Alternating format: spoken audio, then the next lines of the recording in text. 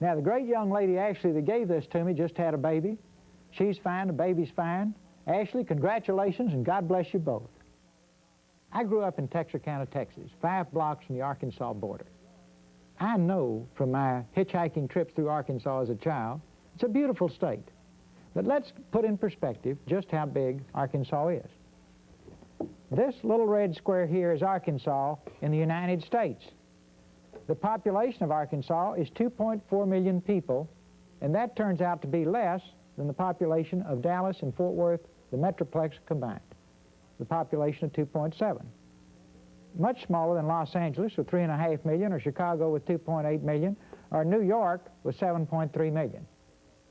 So basically, Arkansas is a relatively small population state and a relatively small state in terms of its geographic area. Its annual budget is a little over $4 billion. Compared to the U.S. budget of $1.43 trillion, this little black sliver here is Arkansas put in perspective. So this is what I referred to in the last debate as the corner grocery store, and this is a giant industrial corporation here. Where would Arkansas stand in the Forbes 500 list if it were a business? Would be 248th, ranks behind Toys R Us, Quaker Oats, and Chiquita Brands. So as corporations go, it's not a very big corporation. So you might say the governor's running a medium-sized business. And the next question is, how well is this business being run? Let's come down to brass tacks now. On the economy, they rank last among the 50 states in median family income. Now, there's no place to go but up. That's the good news. On economy, Arkansas ranks last, it's 50th among the 50th states, in the hourly wages for manufacturing workers. Not much manufacturing work in Arkansas. Manufacturing wages are the high-paying wages, the jobs of the future. In terms of disposable personal income, the people in Arkansas are poor. They're 48 out of the 50 states after 12 years of Governor Clinton's leadership and all these new programs he's put in Arkansas that he's told us about on television. In terms of people living above the poverty level, 46 states have more people living above the poverty level than Arkansas. It's 3 from the bottom. One of the poorest states in the United States after 12 years of Governor Clinton's leadership. Per capita income of its people ranks 47th, whereas 46 other states, people make more money than the people in Arkansas after 12 years of Governor Clinton's leadership. Tax fairness. Say, well, we don't have much money in Arkansas, but are the taxes fair? It's ranked behind 43 other states in terms of the equity and fairness of its tax system. And here's a man that plans to radically change our tax system in our country.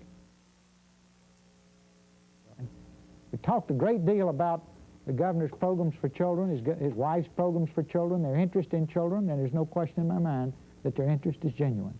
But after 12 years, let's look at the results. In terms of child death rates in Arkansas, 49 states have a better record. There's only one state worse. Violent teenage deaths. 47th out of the 50 states, only 3 states have a worse record of teenage death than Arkansas. Babies born underweight. They rank behind 44 other states, and only 5 states are worse. Single teenage births. Again, they rank behind 44 other states, and only 5 states have a worse record. Well, what about 2-parent families as opposed to single-parent families? They rank behind 40 other states. So anything you look at concerning children in Arkansas, in this little state, they rank at the bottom, or near the bottom, of our country. You say, Ross, this doesn't square with these big percentage increases that the governor talks about. It's pretty simple. If your net worth is a penny and you get another penny, you have doubled your net worth.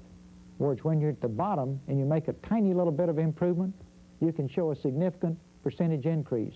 The real test is where do you rank among the other states. And as you can see, Arkansas, after 12 years of Governor Clinton, is still at the bottom or very near the bottom. They talk a lot about the environment. Gore's written a book on the environment. They're going to be very strong on the environment. Well, let's look at results after 12 years. Government action taken to protect the environment in Arkansas, last place among the 50 states. Overall environment quality, they rank 48th out of the 50 states. The percent of clean rivers and streams, you'd think in a rural state that would be very high, but they rank behind 40 other states. Per capita ozone depleting emissions, they rank behind 40 states. Talk is cheap, folks. Action is dear. Arkansas is at the bottom. Well, instead of writing books and talking, maybe for 12 years they should have gone to work on this rural state with a small population where you could just kind of literally grab the lever and fix it, and fix the environment if they intended to. And all of these programs that were miracles in Arkansas that then get articulated 1, 2, 3, 4, 5, produce this for the people in Arkansas. What you need to ask yourself tonight is, if you put this kind of thinking to work in Washington across our great country with its huge population and its diverse population, what are the odds we would have an improvement, or would it be regressive? What are the odds that a person who's been unable to make more dramatic change than this in 12 years in a tiny rural state would be able to face and solve the problems of our great nation? It's your decision. You think about it. Well, they all talk about education. College education rates in Arkansas, bottom of the 50 states. High school graduation rates in Arkansas, behind 47 other states, only 2 states below Arkansas, high school graduates.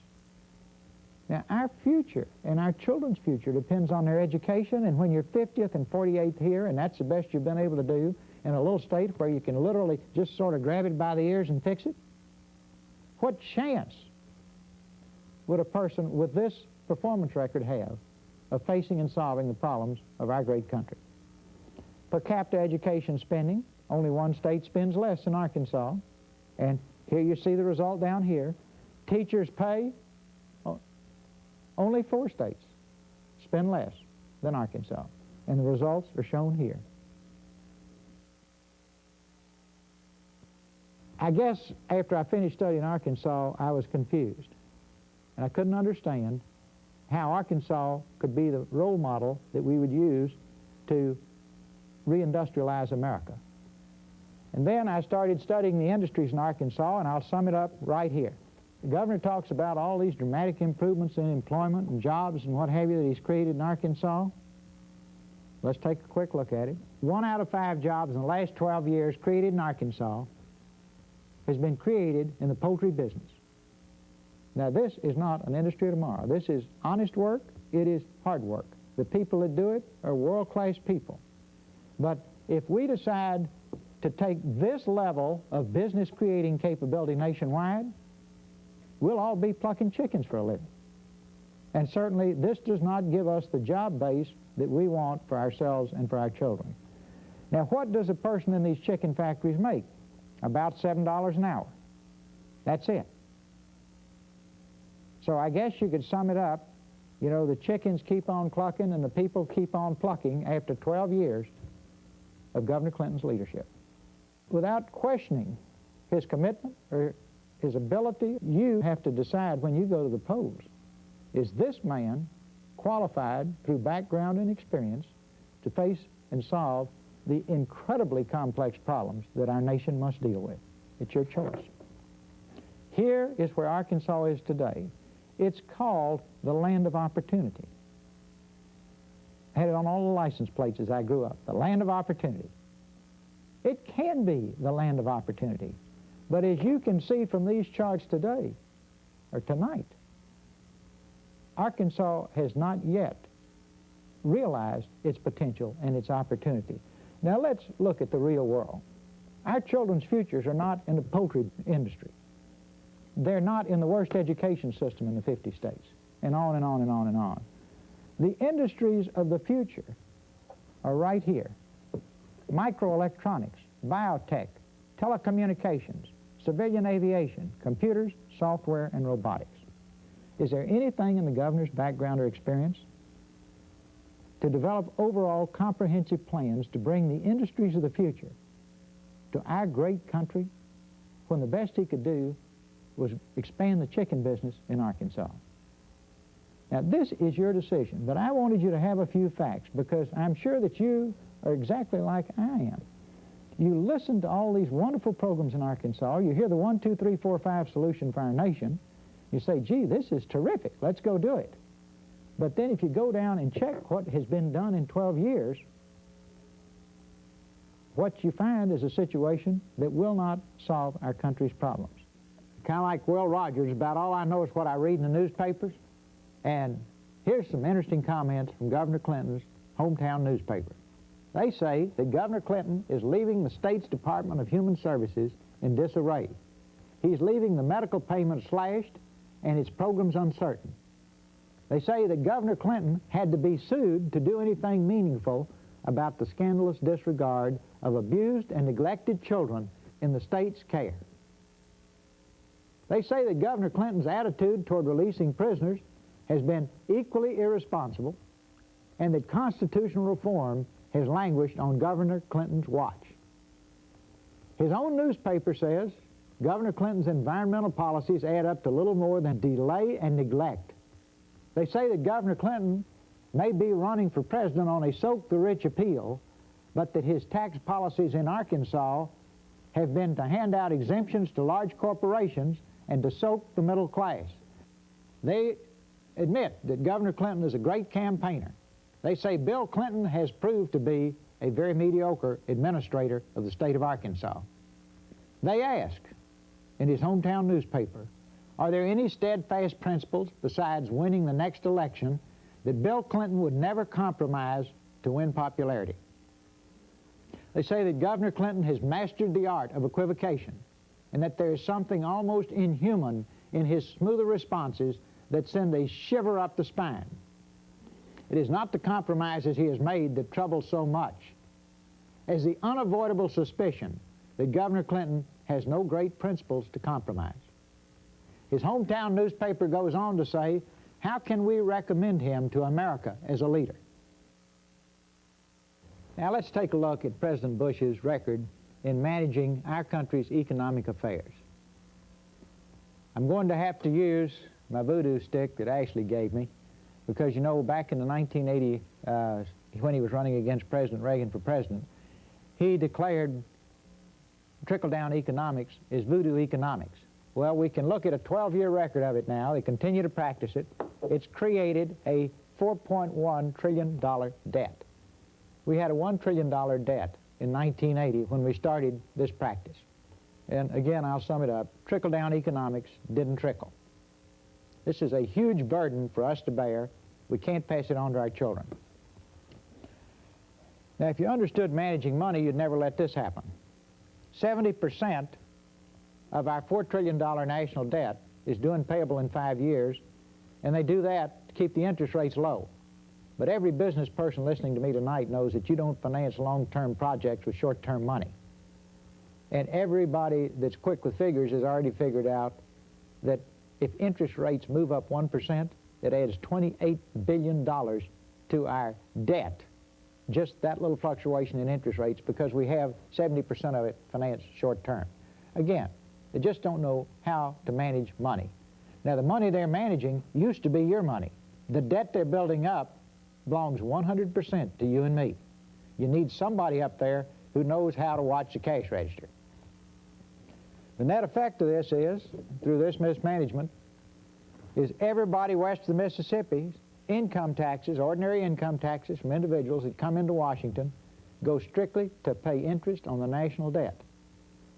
I don't have to tell you that interest does not buy anything for us. Now, if you can take 4 more years of this, God bless you, I can't.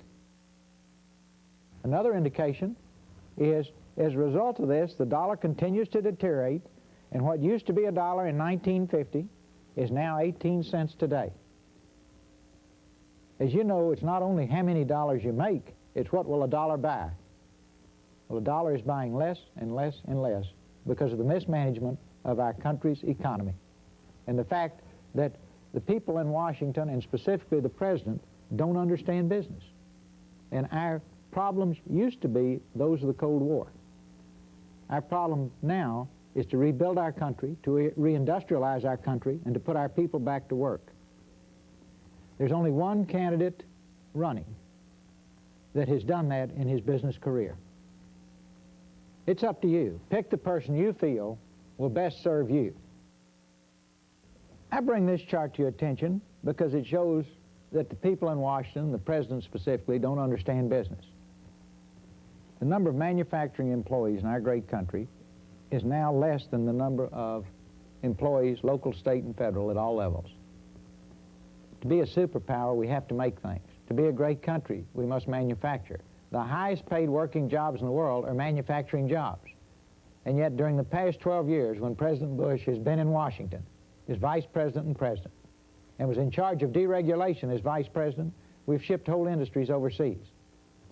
One of the reasons this happens is people leave the White House staff, become federal lobbyists, have access to the White House, and have enormous influence on trade negotiations. And if you want to see something that I cannot understand at all, it's a number of very senior level people in the President's campaign staff are foreign lobbyists on leaves of absence.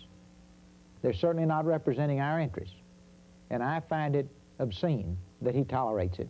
I brought it up in the debate, and he weakly tried to defend it and then went on to another subject.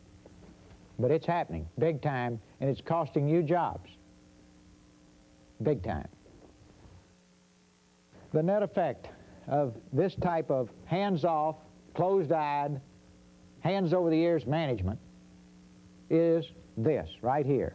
Our young people, 18 to 24 years old, in 1980, 18% of them made less than $12,000. Today, 40% make less than $12,000.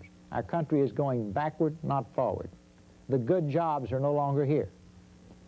Women, 29% back in 1980 made less than $12,000. And here, 48% of the 18 to 24-year-old women in this country make less than $12,000. Now, can we afford 4 more years of non-leadership in terms of the most vital thing in the world to the American people, and that is the job they need to support their family? And believe me, we need your taxes from those jobs to pay our bills and run our government. And yet, his attitude is, if you don't touch it, it will fix itself. So far, it's gotten worse. If you elect me, we're going to touch it, and we're going to fix it, and we're going to rebuild the industrial base in this country, and we're going to make the words "made in the USA" the world standard for excellence once again. Finally, here's the one that breaks my heart. When I was a young man, it took less than 2 generations to double the standard of living. There's the American dream right there. You could come from a poor family and live the American dream, go to college, be anything you wanted to be. Because of the damage I have just described here, with President and Vice President Bush in charge of the whole thing, had deregulation in the 80s. He had the wheel as captain of the ship from 88 to 92. Here's where we are today. Here is where we are today. It takes 12 generations to double our standard of living. Now, if you can live with that, if you want to just continue drifting forward, cast your vote for President Bush. If you want to fix this and get back down here where we have the American dream again, I have pledged to do that, and we'll all have to work on it, but we can do it. And when we've done it, we will feel so good about it because we did the right thing for our children. In the 1980s, Vice President George Bush was in charge of anti-terrorism. Bush created Marcos in the Philippines with hundreds of millions of our taxpayer dollars. He also created chaos for the Philippines and for us. Then he got us involved in Iran-Contra, and yet he denied any responsibility even though he was in charge. He also created Noriega in Panama, with more millions of our taxpayer money and extensive CIA connections. Noriega got out of control, and American troops had to fight and die to take him out of power. Throughout the 1980s, Bush spent billions creating Saddam Hussein of Iraq. Iraq got out of control. American troops again fought and died to remove Hussein from power. Bush stopped the war too soon. Saddam Hussein remains in power today with his nuclear, chemical, and biological capabilities still intact. Finally, Bush created a new bad boy of choice in the Middle East. He allowed Assad of Syria to take a big part of Lebanon. Never forget that this man, Assad, killed 243 U.S. Marines in the Beirut airport bombing and blew up Pan Am 103. You tell me, why did George Bush embrace him? We're now faced with Iraqgate, while we peel back the sick story of Bush spending billions of taxpayer money to create the tyrant Saddam Hussein. Bush still has not learned from Churchill's advice. Never cozy up to tyrants. We have paid a tremendous price for George Bush's mistakes. Let's go to business now. In the 80s, Vice President George Bush was in charge of deregulation. In 1984, the President and Vice President were officially told about the savings and loan problem. They were told it was a $50 billion problem. But the PAC money kept coming in. And the biggest crooks in the world were around those savings and loans, and they were buying and paying for Washington at every level in the most flagrant way you can imagine. Whole books have been written about this. Well, the net measurement, as far as you and I are concerned, is that our government didn't even act until after the 1988 election. At that point, the problem had mushroomed to several $100 billion. That's coming right out of your pocket and my pocket. You and I never got any of the benefits, but boy, do we pay the price. We have paid a high price for the 1988 elections because the savings and loans were allowed, and the banks were allowed to deteriorate for 4 years so that we could do that. Now, listen carefully to what I'm about to say. It's a matter of public record now that they're holding up bank and saving and loan failures until after this election. At least 100 banks and savings and loans will fail right after the election. Congress should have appropriated $60 billion this year, and the President should have demanded it, but everybody sat on it because it wasn't politically correct to let us know that was happening. But right after these elections, you're going to see a whole series of bank and savings and loan failures. You can read about it in the Washington Post. You can read about it anywhere you want to. It's all over the place. Nobody talks about it. I thought we ought to bring it up tonight because look at your wallet. The payment of that debt is going to come right out of your wallet, and you got none of the benefits. In the Tax and Budget Summit, they raised our taxes and told us if we would take that tax increase, we could balance the budget, put our house back in order, and rebuild our country for our children. They never told us, and even I didn't know, that they appropriated $1.83 of new spending for every dollar they raised. In effect, they just created a massive increase in the debt. This is voodoo economics, live, over television. The President, in all candor, just ignored our economy as Vice President and President. As President, repeatedly he said we were not in a recession. You knew we were in a recession. You were out of work. I knew we were in a recession. Everybody that can count knew we were in a recession. But he didn't know we were in a recession, and I don't think he knew. He was so preoccupied with diplomacy around the world and so focused on the gridlock between White House and Congress, where he got up every morning and accused Congress of everything that wasn't happening. Congress accused him, and that did not serve the American people. We cannot have gridlock. President Bush's chief economic advisor said publicly that he didn't care whether the United States made potato chips or computer chips. The President had never corrected him. Here's a man that thinks computer chips and potato chips are the same. One of his senior economic advisors. Now, I love these economists. You know, both of them constantly quote their economists. Governor Clinton's got the Nobel Prize-winning economist. George Bush has got his economist, thinks computer chips and potato chips are the same. Had a truck driver ask me the other day, said, Ross, did you ever know a rich economist? Confused me for a minute. I said, no, I don't think I did. Why? He says, well, if these old boys are so smart, why aren't they rich? Well, folks, the economists put us in this mess we're in. Their theories got us where we are. And believe it or not, its computer chips are the same as potato chips. Computer chips are an industry of tomorrow. I've spent my life around computer chips. I've eaten a lot of potato chips. Both are important, but when it comes to good, high-paying jobs, putting millions of Americans to work, it breaks my heart that we have gone from the country who created the computer chip to a country that buys 19 out of 20 computer chips from Japan. If we were just planning a picnic, instead of trying to plan a future for our children, chicken and potato chips might be exactly what we need. But in the serious business of our country's future and our children's future, isn't it fascinating that we have two of the three contenders who just don't have any business experience or money management experience and have a record splattered all over the place proving that they cannot deal with the issues that will determine your job, your future, and most importantly, your children's futures. So we got the chicken man and the potato chip man, and you got me. And what you need to decide as you go to vote on Tuesday is which of the three candidates has any knowledge at all. I won't say the best. Which of the candidates has some knowledge on managing money? And believe me, we've got big-time experience by Clinton and Bush in mismanaging money. Which of the candidates knows how to create jobs? There's only one that has any experience at all. Which of the candidates only belongs to the people and hasn't taken a penny from foreign interests? There's only one candidate. Which of the candidates did this just for the sole purpose of serving his country and has agreed to serve without pay as a matter of principle?